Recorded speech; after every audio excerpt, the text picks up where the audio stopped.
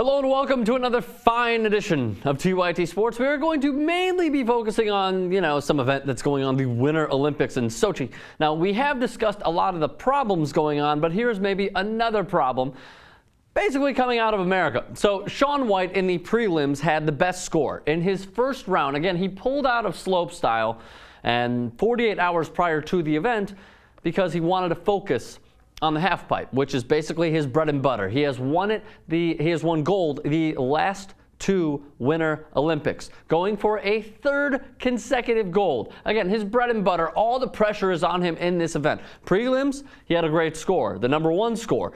And then in his first run, he finished with a score of 30. Why exactly is that? Many of the competitors have complained about the half pipe, the structure of it, how it simply is not in the best condition for these athletes to compete on. And many said, look, it wasn't great, but the way that they fixed it up and how the event went today, it was adequate. So he finished with a score of 35 because he fell twice in his first run. His second run, much better, but he didn't medal.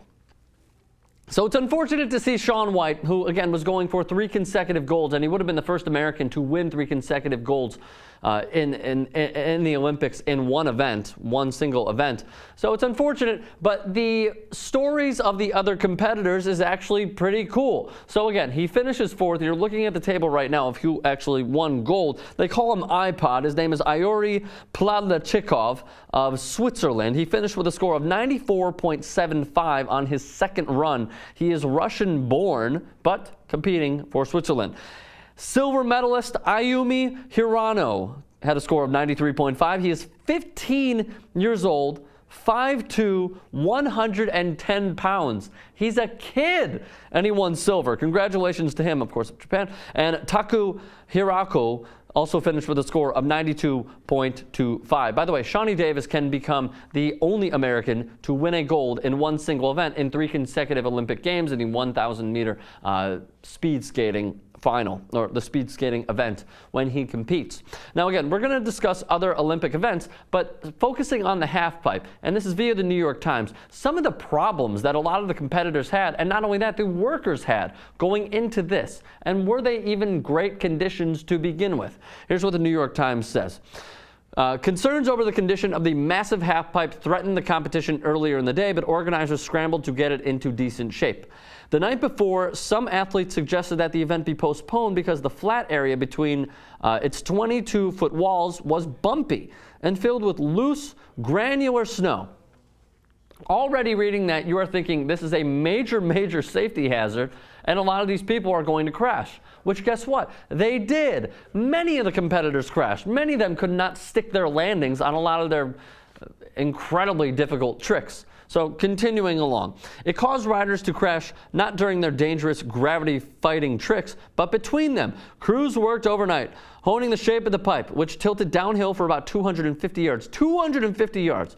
In the hour before the competition, workers sprinkled salt on its surface to get it to melt slightly and refreeze, and they sprayed it with water from large hoses. The result was not perfection, but adequacy. So it was the New York Times who said that it was not great, but it was adequate. Still, no excuses for Shaun White. We obviously feel bad for him. Many people, including not just Americans, but many who love snowboarding and the Winter X Games and the X Games as a whole, they value Shaun White. They appreciate Shaun White. I certainly appreciate Shaun White. It's unfortunate that he didn't win gold, but you know what? The excuses and people saying, oh, well, it's because of the half pipe and whatnot. No, like it was a level playing field. But the criticisms that he received for pulling out of slopestyle are total bullshit. If he doesn't want to compete, he doesn't have to compete. I understand that it's 48 hours prior to. The Team USA could not find a replacement in time because it was only 48 hours. If he wanted to pull out, he should have earlier. But I give him a pass. If he thinks that there's a safety concern, if he's going to seriously injure himself and take away from his bread and butter event in the half pipe, pull out. Fine. That's what she said. Pull out. I don't care. So who exactly is iPod, the man that they call iPod? He's 25 years old. He started snowboarding at 11 years old. And there's a trick that he does called the switch frontside double cork 1440, which basically consists of 2 flips and 2 spins. An incredibly difficult trick. He landed it at the X Games in France back in March.